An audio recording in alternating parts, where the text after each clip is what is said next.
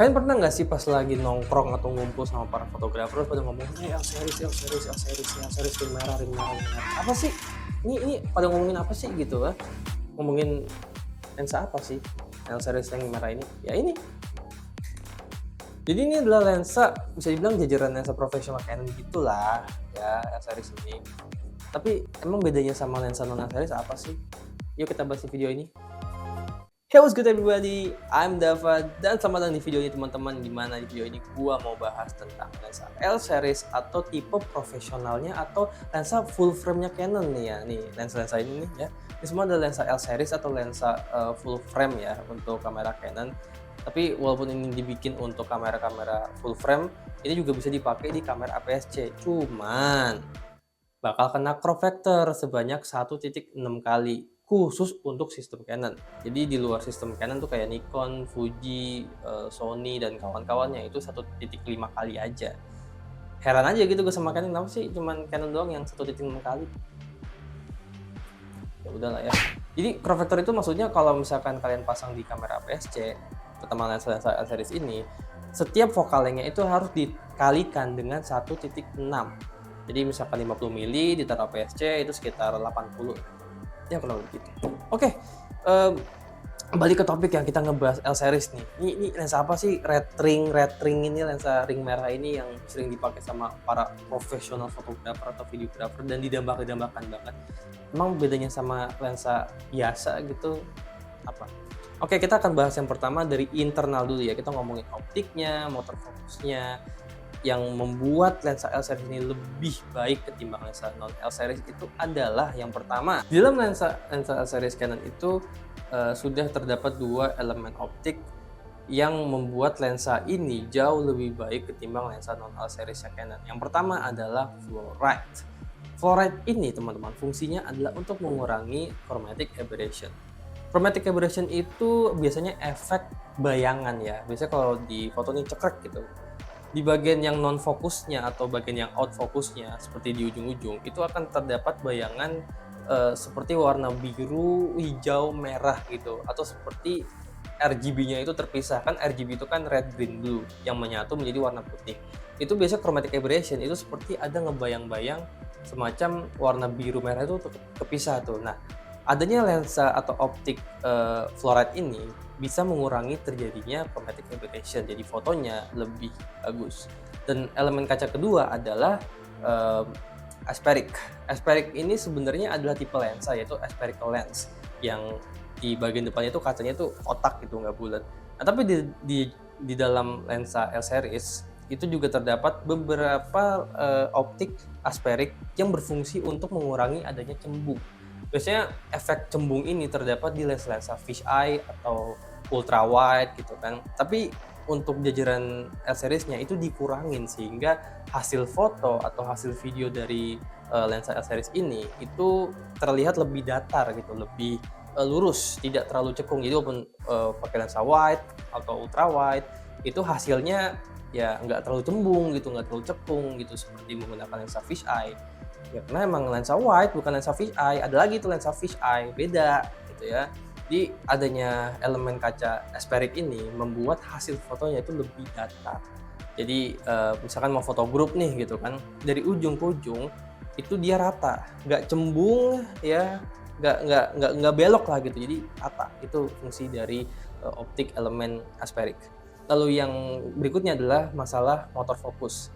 Lensa-lensa L series Canon ini semuanya sudah menggunakan USM atau ultrasonic motor, di mana motor USM ini itu lebih cepat, lebih silent, dan lebih presisi ketimbang yang belum menggunakan motor USM. Misalkan kalau di Canon itu ada STM atau non STM, nah USM ini adalah tipe motor tertinggi yang ada di lensa-lensa Canon. Dan kita pasti itu ada di jajaran lensa L series Canon. Jadi untuk masalah autofocus ya kan, kecepatan fokus itu akan jauh lebih baik. Cut dulu. Oke baik, selanjutnya kita akan ngebahas bagian luarnya atau eksternal dari lensa ini ya, lensa L series Canon. Ya nggak perlu diraguin lagi lah ya, lensa profesional bro, nggak mungkin ecek-ecek lah. Tapi oke, Apa yang spesial dari build quality lensa-lensa L series Canon? Oke, yang pertama dari secara build quality lensa-lensa L series Canon itu semua jajarannya sudah dilengkapi dengan water shield, yang artinya lensa-lensa L series ini sudah baik untuk dibawa tempur, mau keadaannya agak gerimis, berdebu, berpasir ya kan, cuaca-cuaca yang cukup ekstrim lah ya. Lensa-lensa ini itu dapat digunakan dan dapat diandalkan dalam keadaan-keadaan ekstrim tersebut. Jadi kalau misalkan lagi foto nih tiba-tiba gerimis atau kena debu atau segala macam tuh nggak perlu khawatir kan saya rusak, karena sudah dilengkapi dengan water shield. Bahkan di beberapa lensa, contoh ini deh 2470 f28 ini, di bagian belakangnya ini sudah ada rubber seal atau rubber gasket ini, yang tujuan utamanya sih sebenarnya untuk melengkapi water shield dari lensa ke kameranya. Karena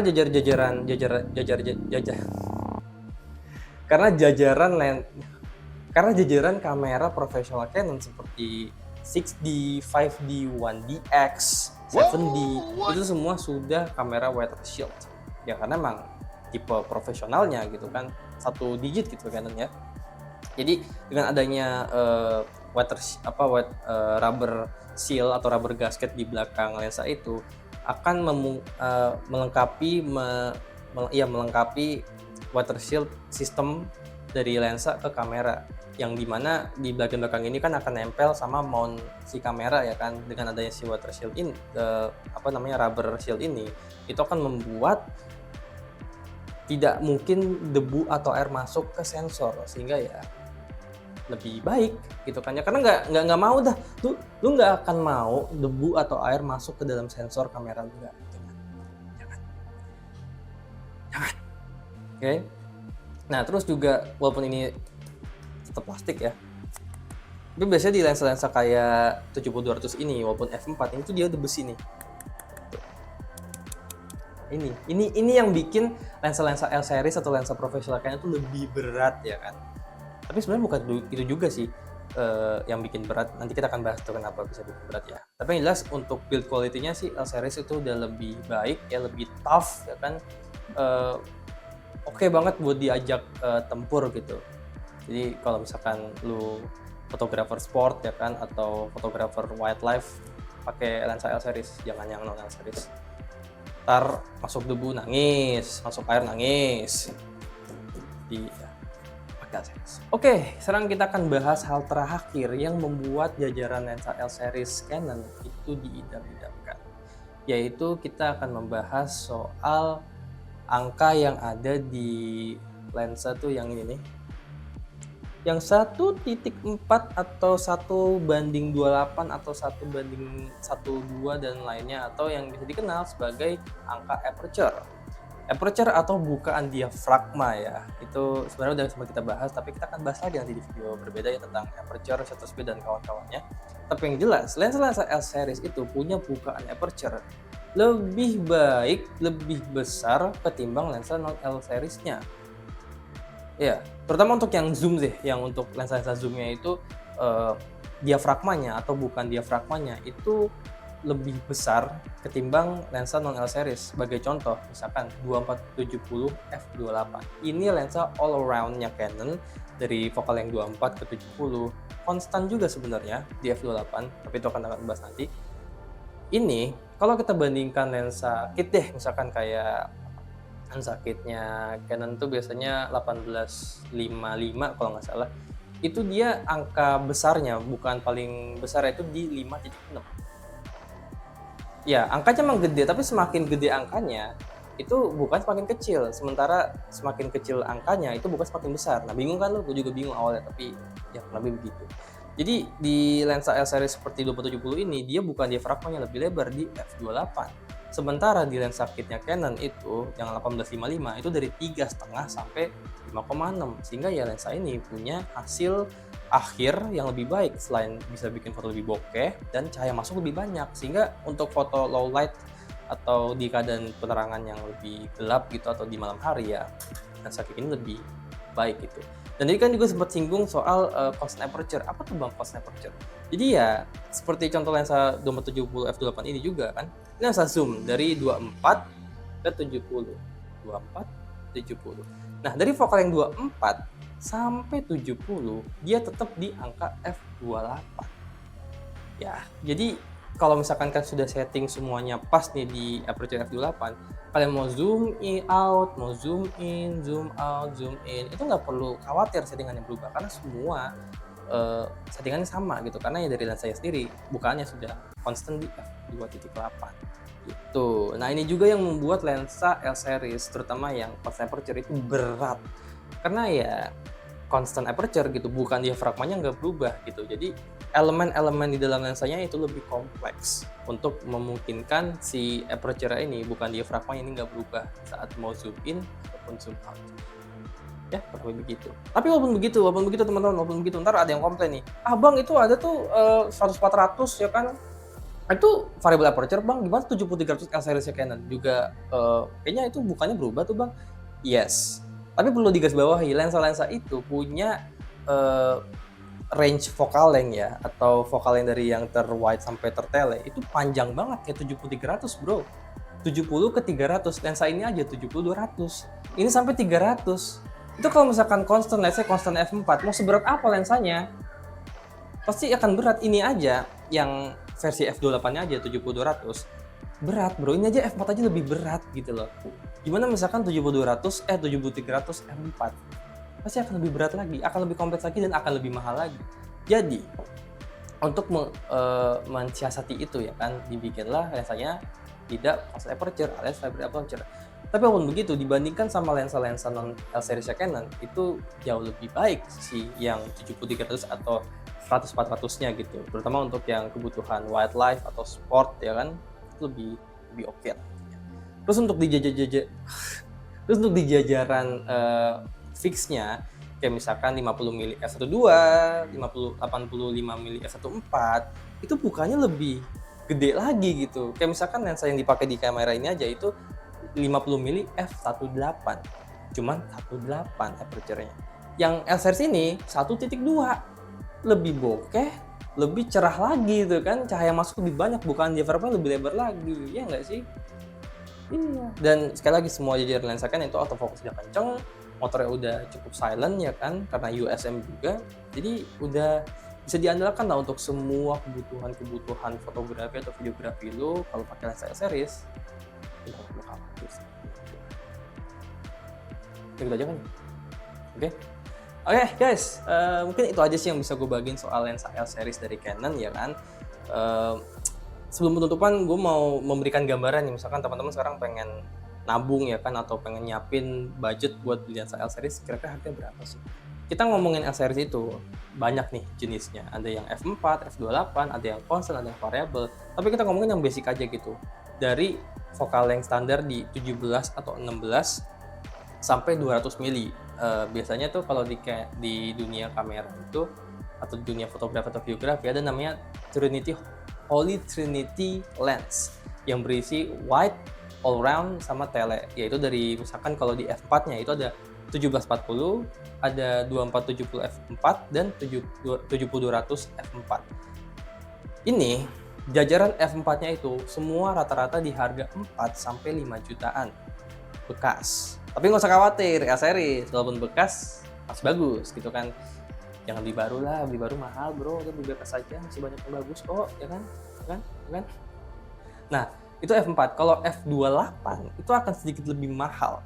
Di harga misalkan di 1740 ini, itu f/28-nya di 1635. Itu harganya sekitar 7 jutaan lah untuk yang f/28-nya. Nah, 2470 ini yang Mark 1 sih ya, ini harganya sekitar 5 sampai 6 juta sampai 7 juta sih. Ya. Nah, untuk yang 70-200 f/28 ada 2 tipe.